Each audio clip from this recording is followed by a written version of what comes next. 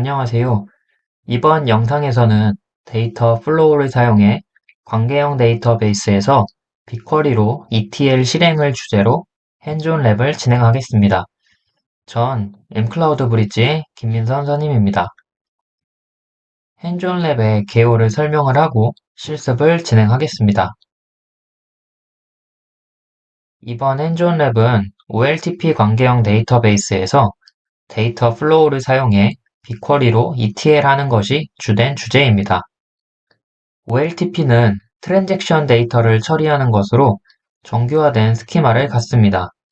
반대로 분석을 목적으로 하는 OLAP는 정규화되지 않은 스키마를 갖습니다. 따라서 OLTP 데이터베이스에서 데이터 비정규화를 거치면 OLAP인 빅쿼리에서 분석하는 데 유용할 수 있습니다. 그래서 이번 핸즈온 랩에서는 정규화된 데이터를 비정규화 과정을 거쳐 빅쿼리에 적재할 것입니다. 위 과정은 두 가지 방법으로 진행할 것입니다. 하나는 빅쿼리 UI를 사용해서 진행할 것이고, 다른 하나는 데이터 플로우를 사용해 진행할 것입니다. 빅쿼리 UI는 소량의 데이터를 로드하거나 대규모 또는 여러 데이터 세트를 자동화하기 전 테스트할 때 사용합니다. 데이터 플로우는 대용량 데이터이거나 여러 소스 데이터를 점진적 혹은 자동으로 로드할 때 유용합니다. 핸즈온 랩에서 사용할 데이터를 알아보겠습니다. 뮤직브레인즈라는 데이터셋으로 협업 음악 데이터베이스를 만드는 것을 목표로 하는 메타브레인즈의 프로젝트입니다. 아티스트, 음원, 라벨, 작품 등 여러 테이블이 있지만 이번 핸즈온 랩에는 아티스트, 레코딩, 아티스트 크레딧 네임 3개의 테이블을 사용하겠습니다. 이 데이터는 포스트그레스QL 테이블을 사용하고 JSON-L의 형태로 공개 클라우드 스토리지 버킷에 저장되어 있습니다. 이번 핸즈온 랩은 빅쿼리와 데이터 플로우를 사용해 진행합니다. 빅쿼리는 머신러닝, 지리정보 분석, 비즈니스 인텔리전스와 같은 기본 제공 기능으로 데이터를 관리하고 분석할 수 있게 해주는 완전 관리형 엔터프라이즈 데이터 웨어하우스입니다. 빅쿼리에 확장 가능한 분산형 분석 엔진을 통해 테라바이트급 쿼리를 초 단위로 수행하고 페타바이트급 쿼리를 분 단위로 쿼리할 수 있습니다. 빅쿼리 장점은 SQL 언어를 사용하고 데이터 복제를 통해 유실 위험을 줄이고 배치와 스트리밍을 지원하는 등의 장점이 있습니다. 데이터 플로우는 아파치빔의 프로그래밍 모델을 실행할 수 있는 런타임 엔진입니다. 아파치빔은 배치, 스트리밍 파이프라인을 처리하기 위한 유니파이드 프로그래밍 모델입니다. 다양한 언어와 러너를 지원하는데 자바, 파이썬, 고 언어를 지원하고 데이터 플로우, 아파치 스파크, 아파치 3자 등의 러너를 지원합니다.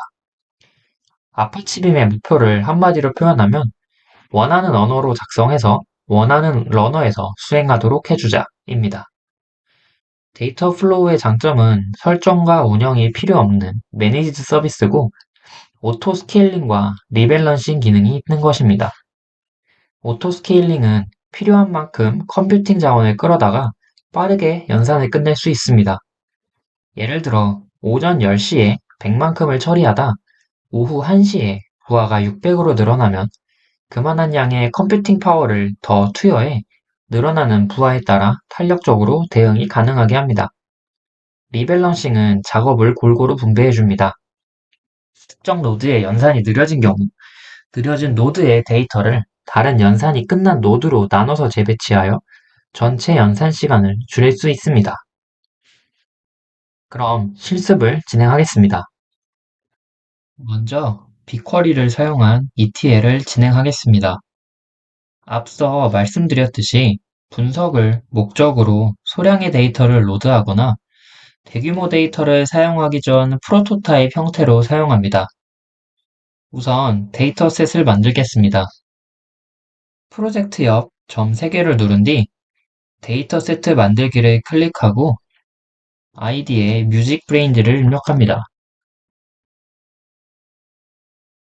위치는 US로 설정을 하고 데이터 세트 만들기를 클릭합니다. 이제 뮤직브레인즈의 테이블을 가져오겠습니다. 뮤직브레인즈 데이터 셋 옆에 점 3개를 누르고 테이블 만들기를 클릭합니다. 테이블을 만들 소스는 GCS를 선택하고 공개 스토리지 주소와 사용할 테이블명 .json을 입력해 줍니다. 파일 형식은 JSONL이고 프로젝트와 데이터 셋 이름을 확인해 준 뒤 테이블 이름을 아티스트로 설정해 줍니다.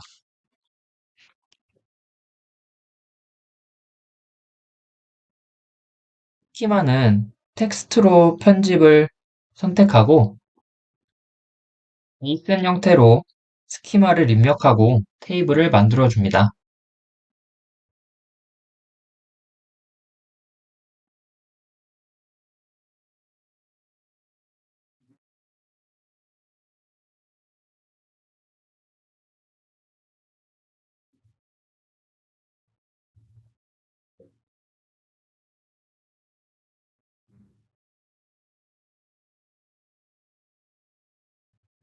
이 방식으로 아티스트 크레딧 네임, 레코딩 테이블을 만들어 줍니다.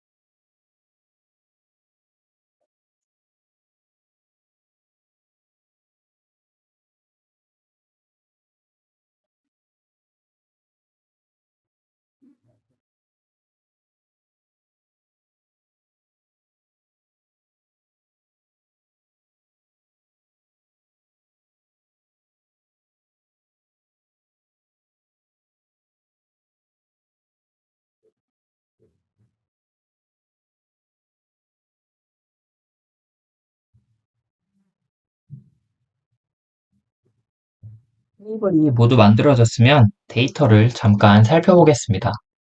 TX 테이블은 아티스트 아이디, 이름, 생년월일 등의 정보가 담겨져 있습니다. 아티스트 크레딧 네임은 아티스트의 크레딧, 포지션, 그리고 아티스트 이름 등이 담겨져 있고, 레코딩은 레코딩 아이디, 이름, 길이, 코멘트 등이 담겨져 있습니다. 이제 이 데이터들을 분석하기 위해 조인을 통해 비정규화하겠습니다.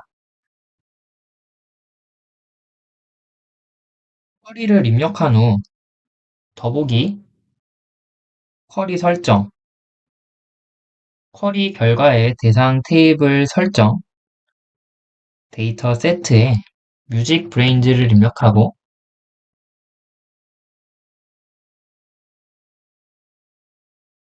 테이블 아이디에 Recordings by Artist 매뉴얼을 입력합니다. 그리고 테이블 덮어쓰기를 선택하고 크기가 큰 결과 허용을 체크한 뒤 저장해 줍니다. 그리고 쿼리를 실행하면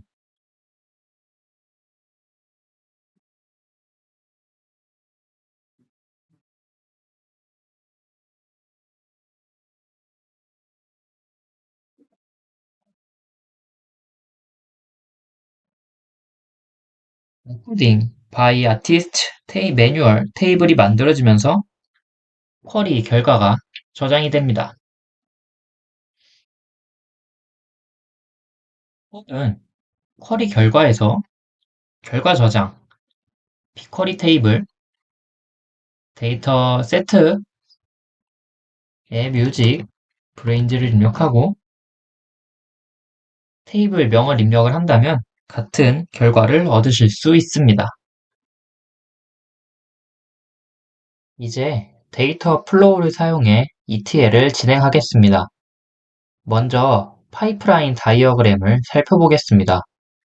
다룰 수 있는 가장 작은 단위의 데이터를 아파치 빔에서는 엘리멘트라고 합니다. 아파치 빔에서 대표적인 엘리멘트 작업 중 하나가 맵입니다. 맵은 매핑하다 할 때의 맵입니다.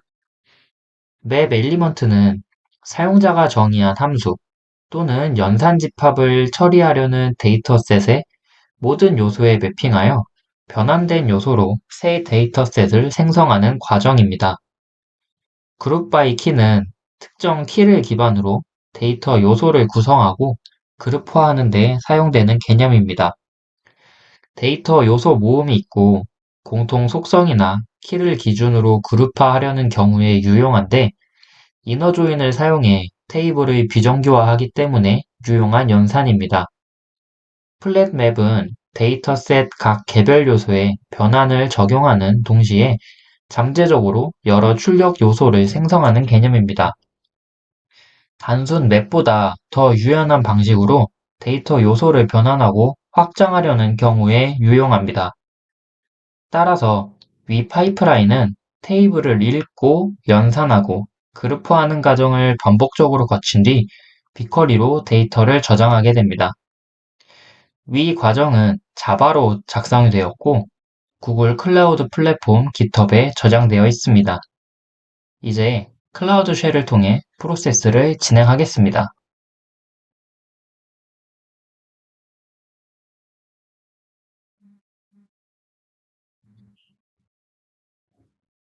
먼저 데이터를 저장할 테이블명, 데이터 셋 등이 포함된 환경 변수를 설정합니다. 다음으로 데이터 플로우 파이프라인 서비스 계정을 만들고 필요한 권한을 부여합니다.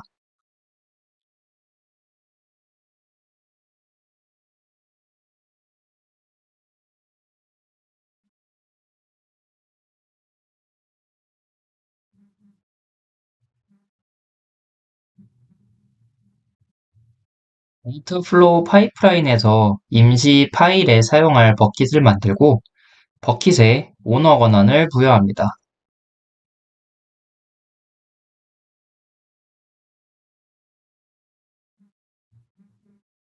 데이터 플로우 코드가 포함된 저장소를 클론하고 쿼리 ETL 데이터 플로우 샘플 디렉토리로 변경합니다. 저 같은 경우에는 사전에 GitHub 주소를 복사했기 때문에 이미 존재한다는 경고 문구가 뜬 것입니다. 디렉토리 변경이 되었다면 데이터 플로우를 생성하고 실행하는 코드가 담긴 파일을 실행해 줍니다. 작업이 완료되는 데는 약 10여 분 정도 소요될 것입니다. 위 코드에는 데이터 플로우를 생성하고 로직을 구현하고 실행하는 것이 포함되어 있습니다. 그럼 잠시 데이터 플로우를 보겠습니다.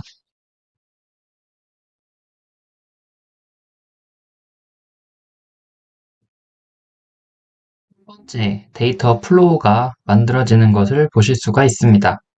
이 데이터 플로우를 선택해보면 아까 보여드린 파이프라인이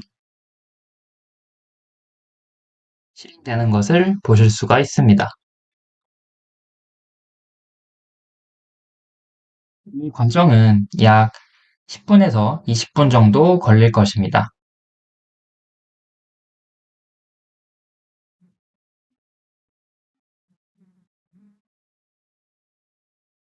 작업량이 줄어들어서 작업자 수가 3으로 줄어든 것을 보실 수 있습니다.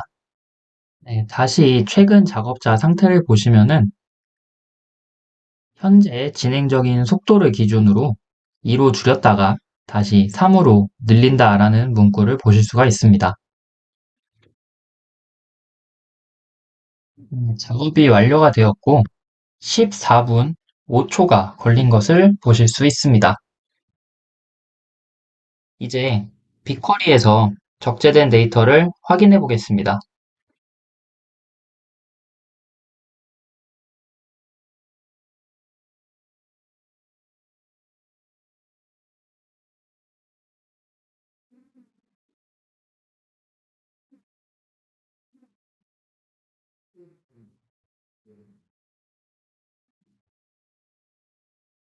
데이터를 보면 아티스트 젠더와 아티스트 에어리어가 숫자로 표기가 된 것을 보실 수 있습니다. 이 경우 해당 테이블을 확인하기 전까지 숫자가 무엇을 의미하는지 알 수 없어서 결과 분석이 어렵습니다. 이를 해결하기 위해 데이터 플로우에 부차 입력 기능이 사용됩니다. 부차 입력은 뮤직브레인즈 데이터 세트가 포함된 공개 스토리지 버킷에 JSON-L 파일 테이블 내보내기로 로드되며 테이블 데이터를 단일 단계로 비정규화하는 데 사용됩니다. 파이프라인 다이어그램을 보면 아티스트 테이블을 읽고 연산하는 과정에서 성별, 지역 정보가 입력되는 것을 보실 수 있습니다. 이후 과정은 전과 동일합니다. 이제 위 과정을 클라우드 쉘에서 진행하겠습니다. 테이블명, 임시 버킷, 데이터셋 등 환경을 설정해 줍니다. 그 후 데이터 플로우 작업을 컴파일하고 실행합니다. 이 작업 역시 완료되는데 10여 분이 소요될 것입니다.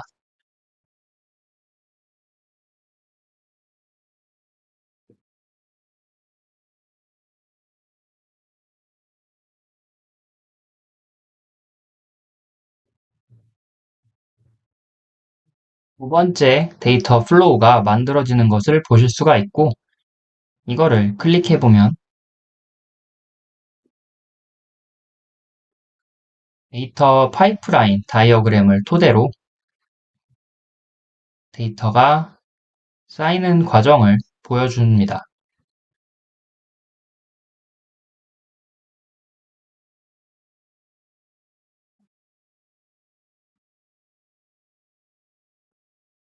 작업이 완료가 되었고 16분 56초가 걸렸습니다. 그럼 이제 데이터를 확인해 보겠습니다.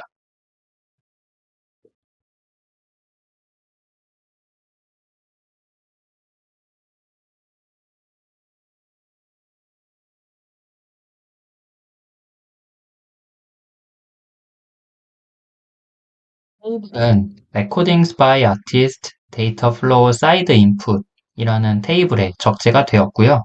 현재 데이터 플로우가 실행이 되고 나서 돌렸던 쿼리를 다시 돌려보겠습니다.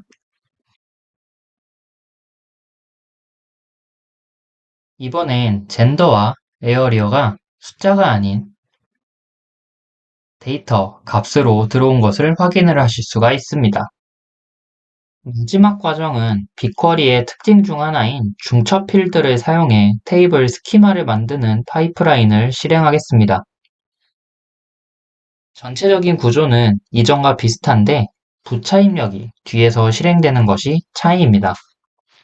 중첩 필드를 사용해 데이터를 적재하는 것은 GitHub에 저장된 자바 코드를 통해 이루어집니다. 클라우드 쉘을 통해 프로세스를 진행하겠습니다.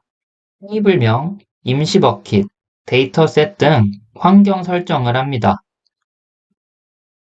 그 후 데이터 플로우 작업을 컴파일하고 실행합니다. 실행하는 파일 파라미터에 네스티드를 입력을 해주면 되겠습니다. 이 작업 역시 완료되는데 약 10여 분이 걸릴 것입니다.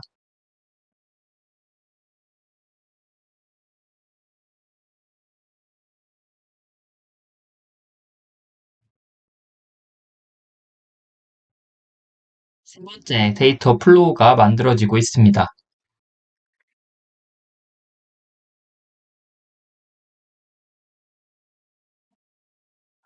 이 데이터 플로우 역시 파이프라인 다이어그램과 비슷하고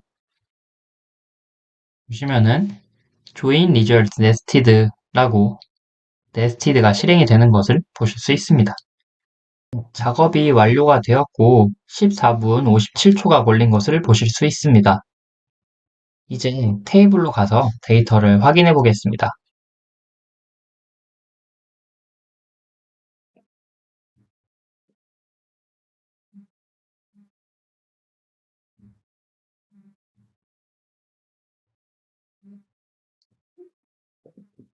Encodings by Artist Data Flow Nested라는 테이블로 만들어졌고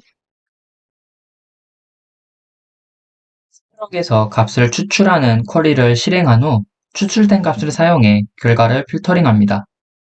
예를 들어 저스틴이라는 단어가 포함된 음원이 있는 아티스트는 다음과 같습니다.